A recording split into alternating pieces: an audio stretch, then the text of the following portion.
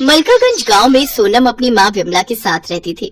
सोनम के पिता की मौत ज्यादा शराब पीने के कारण कुछ साल पहले हो गई थी। अपने पति के जाने के बाद विमला ही अपनी बेटी सोनम का ध्यान रखती थी। वो अपने खेत में थोड़ी बहुत सब्जियां उगाकर उन्हें ठेले में ले जाकर गली गली बेचा करती थी, जिससे उनके घर का गुजारा चलता था।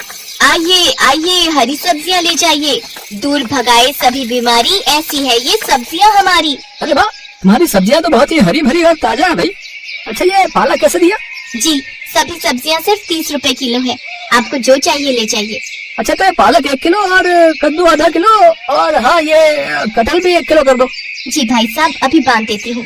विमला अपनी बेटी सोनम को सरकारी स्कूल में पढ़ने डाल देती है और खुद सारा दिन धूप में गली गली जाकर सब्जियां बेचती, जिससे वो घर खर्च चलाती। साथ ही सोनम की पढ़ाई और कुछ पैसे सोनम की शादी के लिए भी निकाल कर रख लेती। आ गई माँ, चलो आप हाथ मुँह धो लो, मैं तुम्हारे लिए खाना रख देती हूँ। ठीक है बिटिया, तूने खा लिया क्या? नहीं माँ, मैं तो तुम्हारे आने की ही राह देख रही थी। मेरी माँ सारा दिन मेहनत करती है, बहुत थक जाती होंगी ना? मेहनत नहीं करूंगी तो अपनी गुड़िया के ब्याह के लिए पैसे कैसे इकट्ठा करूंगी? ऐसे ही कुछ साल बीत जाते हैं और सोनम 12वीं पूरी कर लेती है।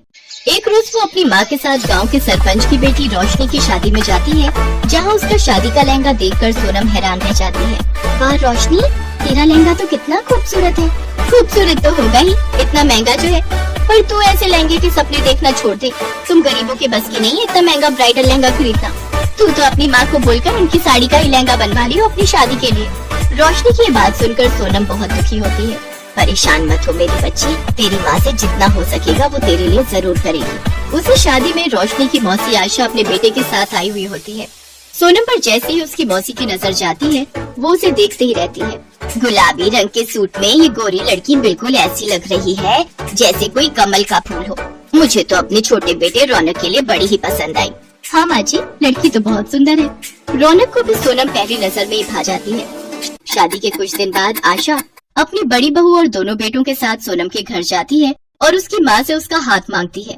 बहन जी, मैं एक गरीब सब्जी वाली हूँ और आपके बड़े घर में रिश्ता जोड़ने की मेरी हैसियत नहीं है। आंटी, रिश्ता हैसियत देखकर नहीं बल्कि दिल देखकर जोड़ा जाता है, और हमें सोनम पहली नजर में ही भा गई। सही कहा बेटा तुमने, और हमें इस शादी से कोई दिक्कत नहीं है। सोनम के लिए बड़े घर से आया रिश्ता देख विमला खुश हो गई। विमला ने अपनी जमा पूंजी निकाली और उसने अपनी बेटी की शादी की तैयारियां शुरू कर दी। सब तैयारियां होने के बाद वो अपनी बेटी को ब्राइडल लहंगा दिलाने के लिए सोनम के साथ शहर गई और सुंदर सा ब्राइडल लहंगा उसके लिए ले आई। मैं जानती हूँ बेटी, तुझे सरपंच जी की बेटी जैसा ब्राइडल लहंगा लेने का मन था, पर तेरी माँ के पास इतने पैसे नहीं कि तुझे इतना महंगा दिला सके। कोई बात नहीं माँ, ये भी मुझे बहुत पसंद है, लेकिन कल क्या होगा ये कोई नहीं जानता। शादी से ठीक एक दिन पहले सोनम का ब्राइडल लहंगा चोरी हो गया और सब लोग बातें बनाने लगे। हाय, कितना बड़ा अपशगुन है ये तो, दुल्हन का लहंगा चोरी हो गया। ये तो बहुत ही बुरा हुआ। बेचारी विमला के पास अब तो इतने पैसे भी नहीं होंगे कि उसे फिर से दिलवा सके। मेरी माँ ने कितने सालों से एक एक पाई इकट्ठी करके मेरे लिए शादी का जोड़ा बनवाया था, लेकिन अब क्या होगा? ये बात जब सोनम की जेठानी को पता चली तो वो बाजार गई और सोनम के लिए एक बहुत ही महंगा और खूबसूरत ब्राइडल लहंगा ले आई, जिसे देखकर सोनम हैरान रह गई। अरे, ये तो वही लहंगा है जो सरपंच जी की बेटी मतलब रोशनी ने अपनी शादी में पहना था। हाँ, हमें उसी ने बताया कि तुम्हें उसका लहंगा बहुत पसंद आया था, लेकिन इतना महंगा होने के कारण तुम ऐसा लहंगा अपनी शादी के लिए खरीद नहीं पाई। इसलिए जब मुझे पता चला कि तुम्हारा लहंगा चोरी हो गया है तो मैं इसे तुम्हारे लिए ले आई। दीदी, आप बहुत अच्छी हो, थैंक यू सो मच। तुम्हारा बहुत बहुत धन्यवाद बेटी, तुमने हमारी लाज बचा ली। सोनम मेरी छोटी बहन जैसी है माँ जी, उसके लिए मैं इतना तो कर ही सकती हूँ। अब कल इस जोड़े को पहनकर दुल्हन बनकर तैयार हो जाना, हम धूमधाम से बारात लेकर आएंगे अपनी दुल्हनिया को लेने। अगले दिन जब सोनम वो ब्राइडल लहंगा पहनकर तैयार होती है तो वो किसी अप्सरा से कम नहीं लगती। सबकी नजरें उस पर टिक जाती हैं। उसे देख रोशनी भी हैरान रह जाती है। सोनम को उस ब्राइडल लहंगे में देखकर विमला की आंखें भर जाती हैं। फिर धूमधाम से सोनम की शादी रौनक से खुशी खुशी हो जाती है। दिव्या और प्रफुल्ल की शादी को लगभग 1 महीना ही हुआ था। दिव्या के ससुराल में उसके पति के अलावा उसकी सास और एक ननद थी। जब से दिव्या ब्याह के आई थी, घर की सारी जिम्मेदारियां उसी के सर पर आ गई। घर में बेचारी इकलौती बहू सारा दिन सबकी फरमाइशें पूरी करते ही नहीं थकती। अरे दिव्या, मेरा टॉवल कहाँ है? जल्दी दो, मुझे नहाने जाना है। हाँ हाँ, ये लीजिए, सामने ही तो रखा था। बहू, अरे ओ बहू, अरे कहाँ रह गई?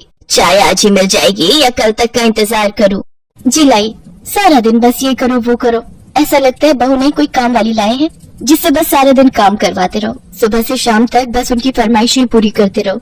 इससे लाख गुना खुश तो मैं अपने मायके में थी, जहाँ मैं बस ऑर्डर करती थी और मेरी माँ मेरी सारी फरमाइशें पूरी करती थी। मेरी ही गलती थी जो अपने पापा की बात मानकर इस घर में शादी के लिए तैयार हो गई, नहीं तो वो कनाडा वाला मनप्रीत आज मुझे रानी बना कर रखता और विदेश में रहने को मिलता वो अलग। हाय मेरी किस्मत, यहीं आकर फंसना था मैंने। अरे चाय पिलाने का मन नहीं है क्या बहू? लाई लाई मम्मी जी, ये लीजिए आपकी चाय। इसके बाद दिव्या किचन में जाकर खाना पैक करने लगती है। तभी उसकी ननद नैना किचन में आती है। भाभी अगर मेरा लंच पैक हो गया हो तो दे दो, मुझे कॉलेज के लिए देर हो रही है। हाँ नैना बस 2 मिनट, ये लो। नैना टिफिन लेकर वहाँ से चली जाती है। दिव्या सारा दिन अपने ससुराल वालों की खुशियों का ख्याल रखती, लेकिन अंदर ही अंदर कुढ़ती भी रहती।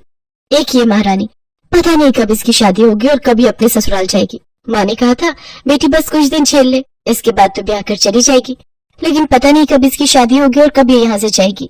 ऐसे ही कुछ दिन बीत जाते हैं। अब नैना अपनी ग्रेजुएशन पूरी कर लेती है और उसके घर वाले उसकी शादी के लिए लड़का देखना शुरू कर देते हैं। एक रोज संडे वाले दिन नैना अपने चेहरे पर ब्लीच लगाकर बाहर आती है। तभी उसकी माँ कमला उससे कहती है, वाह मेरी रानी बिटिया, अपना कितना ध्यान रखती है, बस अपने चेहरे को ऐसे ही चमकाती रहे, फिर देख तेरी माँ तेरे लिए क्या राजकुमार ढूंढ कर लाएगी। राजकुमार? आगे चलकर इसने भी मेरी तरह काम वाली ही बनना है। वैसे आशा बहन ने अपनी नैना के लिए एक बढ़िया रिश्ता बताया है, परसों लड़के वाले इसे देखने आ रहे हैं। क्या सच में माँ? मेरी छोटी सी बहन कब इतनी बड़ी हो गई, पता ही नहीं चला। लड़के वाले? अरे वाह, ये तो बहुत अच्छी बात है, अब नैना की शादी हो जाएगी। चलो अच्छा है, कम से कम इससे जान तो छूटेगी और मेरा काम तो कम होगा। कुछ देर बाद नैना अपना चेहरा धोकर आती है तो उसके चेहरे पर लाल रंग के बड़े बड़े धब्बे उभर आते हैं। वो जोर से चिल्लाते हुए बाथरूम से बाहर आती है। ओह नो, ये मेरा चेहरा, ये मेरे चेहरे को क्या हो गया? सत्यानाश, परसों तुझे देखने लड़के वाले आ रहे हैं और तू है कि अपना पूरा चेहरा जलाकर बैठ गई। अरे लड़के वाले तुझे ऐसे देखेंगे तो झट से ना कर देंगे। ओह गॉड, अब क्या करें? आप टेंशन मत लीजिए, ये जरूर इसे ब्लीच से एलर्जी हुई होगी। मैं अभी इसके चेहरे पर मुल्तानी मिट्टी लगा देती हूँ, साथ ही बर्फ से सिकाई कर देती हूँ, कल तक ठीक हो जाएगा। इसके बाद दिव्या मुल्तानी मिट्टी का पैक बनाकर नैना के चेहरे पर लगा देती है। इसके बाद वो अपने कमरे में जाकर अपनी माँ को फोन करती है और कहती है, ओफो माँ, ये अच्छी बहू बनने का ड्रामा ना अब मुझसे और नहीं होता। और तुमने तो कहा था कि तेरी ननद शादी करके चली जाएगी तो फिर इस घर पर तेरा ही राज होगा, पर अब तो शादी को 4 महीने होने को आ गए, लेकिन ये तो अभी तक इसी घर में पड़ी है। और तो और अपना सारा मेकअप तक मैंने इसे देकर रखा है ताकि ये सुंदर दिखे और इसकी शादी हो। हाय मेरी नाजुक बच्ची को वहाँ जाकर कितना काम करना पड़ रहा है। तू चिंता मत कर, तेरी ननद की शादी हो जाएगी तो फिर तो तेरा ही तेरा राज है उस घर पर। अच्छा माँ, अब मैं फोन रखती हूँ और जरा देख कर आती हूँ उस महारानी का चेहरा ठीक हुआ भी या नहीं। दिव्या जाकर देखती है तो नैना का चेहरा पूरी तरह ठीक हो चुका होता है। थैंक यू भाभी, आपके हाथों में तो जादू है जादू।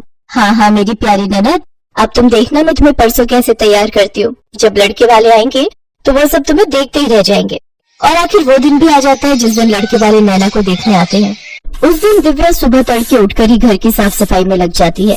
रामू, जल्दी से सभी पर्दे, बेडशीट और सोफा कवर, टेबल कवर बदल दो। और हाँ, इसके बाद सभी खिड़कियां दरवाजे अच्छे से साफ कर दीजिए और घर में एक भी जाला नहीं दिखना चाहिए। उसकी आवाज सुनकर सभी घर वाले भी उठ जाते। दिव्या, तुम इतनी सुबह सुबह क्यों उठ गई और ये कारखाने से रामू को क्यों बुला लिया?